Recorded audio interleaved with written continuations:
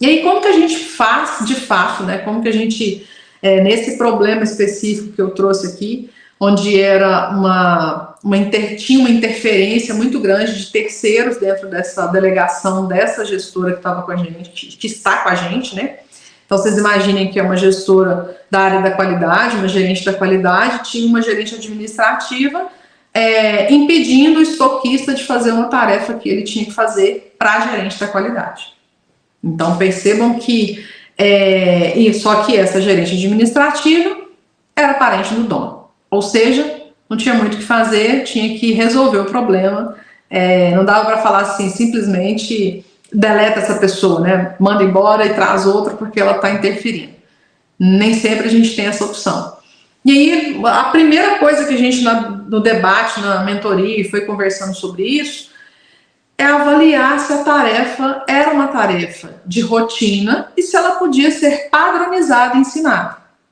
E sim, a tarefa que estava sendo delegada, ela não necessariamente precisava da gerente, ela era facilmente transformada numa rotina e ela podia ser facilmente padronizada. Então, primeiro ponto, primeiro quesito, a gente chegou à conclusão de que era possível ensinar, replicar para outras pessoas, não necessariamente a própria gerente fazer. Então, o que a gente precisa fazer? Se é possível de replicar, se é possível de transformar isso em padrão, nós temos que garantir que isso aconteça, ou seja, tem que ter o procedimento, o padrão, a foto, o desenho, o que for, para você garantir que aquela pessoa vai saber fazer aquela atividade que você está delegando. Eu estou delegando um analista fazer uma planilha para mim. Tem um padrão para ele seguir, tem um modelo para ser seguido, tem um passo a passo, um POP para ele seguir e entender o que ele tem que fazer? Beleza. Se tem, ótimo. Se não tem, faz. Gente, eu gravo, pra vocês terem uma ideia, já está fazendo um ano, né, que eu saí da gerência de operações da fábrica que eu trabalhei para me dedicar às consultorias e ao projeto do gestor Vida Real na indústria.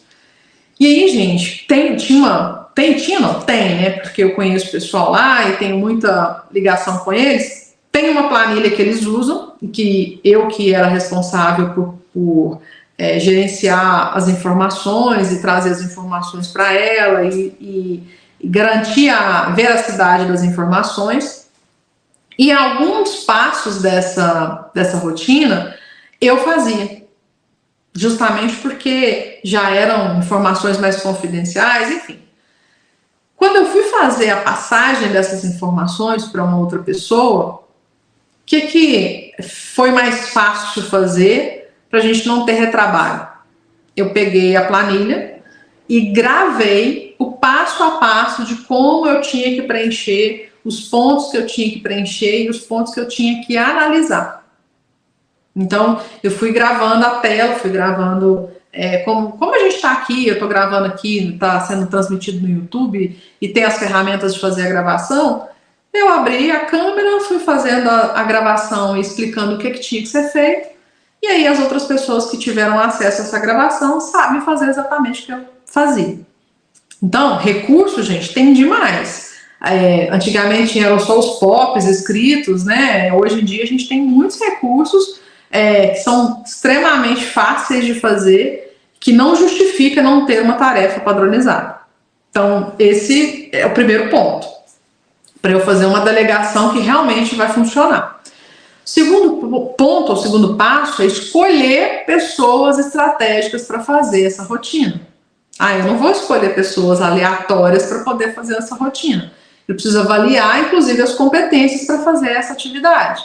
Então, nesse caso que eu contei, né, da nossa gestora VRI, ela tinha essa pessoa que tinha uma forte influência nas decisões dos donos, que é essa parente, que era gerente administrativo, e ela tinha interferência no estoquista, né, impedindo o funcionário de fazer algumas coisas. O que aconteceu? Essa supervisora administrativa, impedindo ele de fazer esse trabalho, ela estava atrasando o serviço da gerente da qualidade nas respostas de não conformidades, nos relatórios de não conformidades.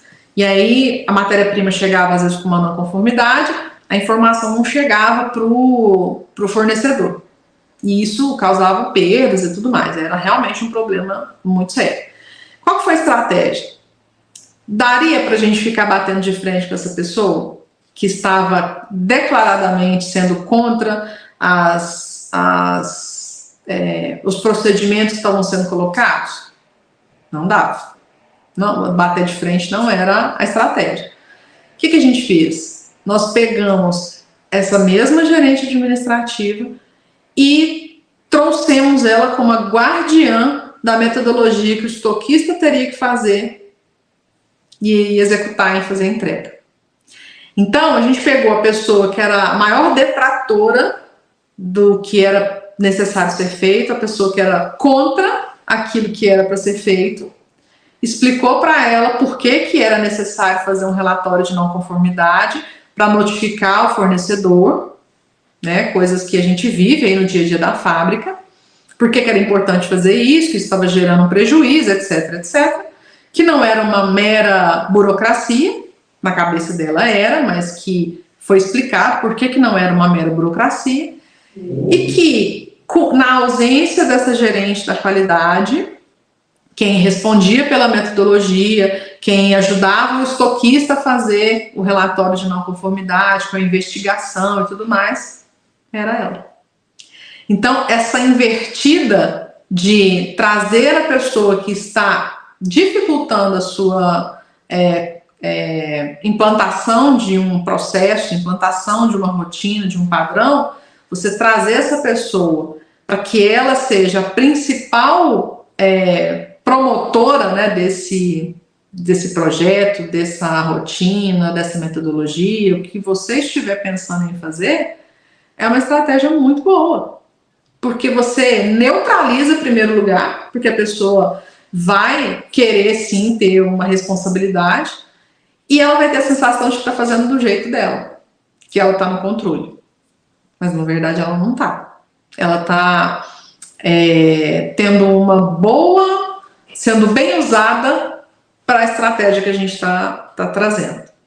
Então, essa é uma que eu uso bastante, sempre usei na gerência de operações, quando estive por lá, que é trazer essas pessoas para o nosso lado, que a gente fala, né? Traz a pessoa para o seu lado, porque é ela que vai te ajudar a fazer com que as coisas melhorem. Não dá para ficar batendo de frente, gente. Não meça forças, não meça nenhum tipo de cabo de guerra com ninguém, nem funcionário, nem colega de trabalho, nem superior. É nada inteligente fazer esse tipo de coisa. E aí, nesse caso, o treinamento foi explicar para ela, mostrar para ela como fazer um relatório de não conformidade, com a investigação, com a metodologia, com as análises de solução de problemas e tudo mais. E o que aconteceu? Ela simplesmente começou a fazer boa parte do trabalho que a gerente tinha que fazer. Nossa, Aline, mas gerente da qualidade não vai fazer um relatório de não conformidade? Ele não precisa fazer do zero, não. Ela simplesmente pegava o relatório e dali ela passava a fazer a crítica e entender se estava de acordo ou não de acordo e seguir adiante. Olha o tempo que ela economizou numa atividade que ela tinha que pegar o relatório do zero e construir. Sendo que quem recebe a mercadoria é o estoquista, sendo que quem compra a mercadoria era a própria gerente administrativa, por ser uma empresa pequena. Então, as informações todas do relatório de não conformidade estavam nas mãos dessas pessoas. E aí, por entender que a metodologia de análise e solução de problemas é uma coisa que tem que ser só do gerente, não pode ser das outras pessoas. Está errado. O gerente de qualquer área, eu estou dando exemplo aqui do gerente da qualidade, mas a gerente de qualquer área, ele tem que ser o maior facilitador de todo o conhecimento que tem ali na empresa. Tem que ser a pessoa que mais treina, mais traz conhecimento, compartilha conhecimento da fábrica. Porque a partir do momento que você compartilha conhecimento, você também compartilha responsabilidade. Quanto menos você compartilha conhecimento, menos você compartilha responsabilidade, mais você acumula responsabilidade, mais sobrecarga, etc, etc, etc. Já falamos sobre isso, né?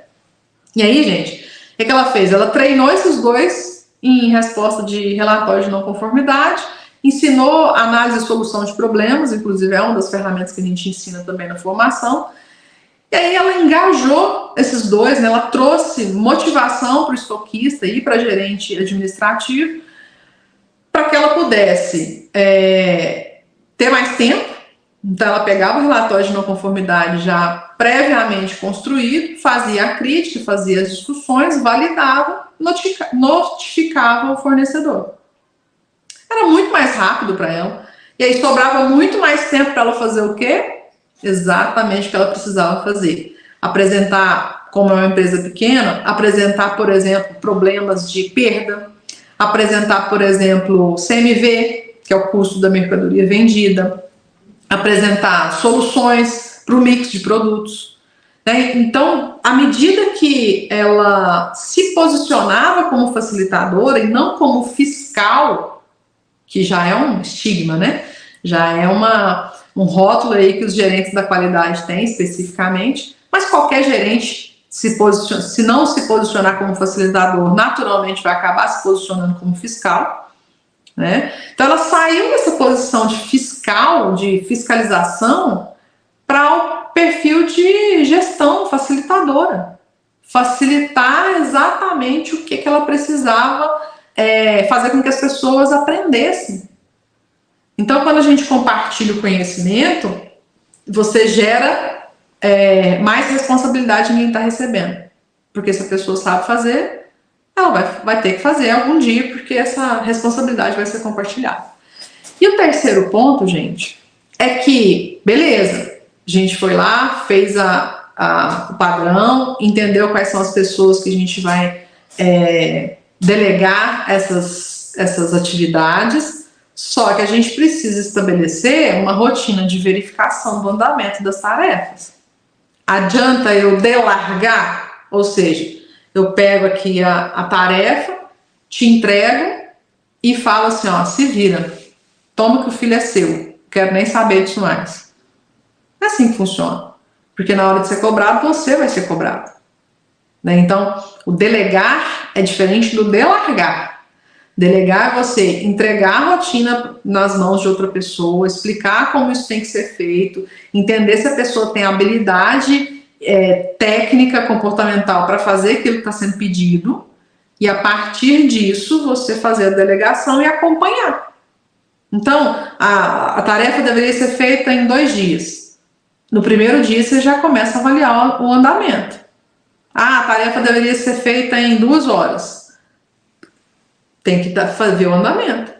Porque se tiver um prazo para você entregar a atividade que está na sua responsabilidade, mas outra pessoa vai fazer, você tem que saber com o que você está lidando.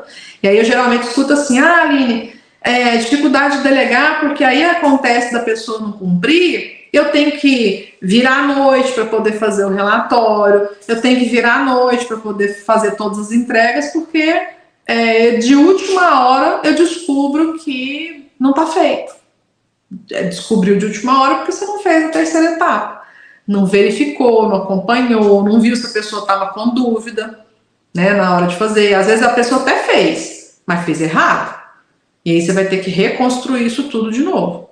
Para você não ter o retrabalho de reconstruir e sempre estar sobrecarregada, acompanhe. Né? Vai acompanhando, vendo se a pessoa tem dúvida, tá tudo certo. Que, gente, não tem mistério. Só que o que a gente tem que seguir são os passos que são necessários para isso acontecer. E aí, gente, se você verifica que tem um problema, o que a gente faz? Demite? Xinga? Não. Você vai precisar treinar, explicar, até essa pessoa fazer bem feito. Aline, mas a pessoa toda vez me dá o mesmo tipo de trabalho. Você está dando feedback? Você está explicando para ela que tem algum problema aí que não necessariamente é o entendimento? Então, gente, o que está por trás de todo um processo de delegação é como você se relaciona com as pessoas, é como você interage, como esse processo acontece, porque se não houver essa clareza e o cumprimento dessas etapas, delegar vai ser difícil mesmo, né? Delegar vai perder o controle mesmo.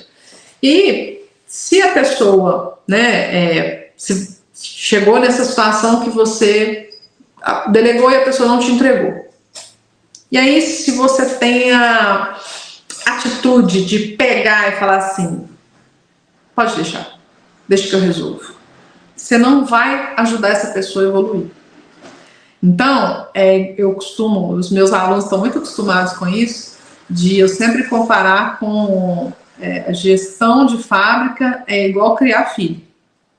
Se você não ajuda o seu filho a aprender fazendo, você vai tirar dele a oportunidade de aprender. Mesma coisa são com os nossos liderados. Se a gente tira deles a oportunidade de evoluir fazendo, a gente não vai ser um bom gestor, nós não vamos construir novos gestores que sejam competentes. Então, a responsabilidade é nossa, né?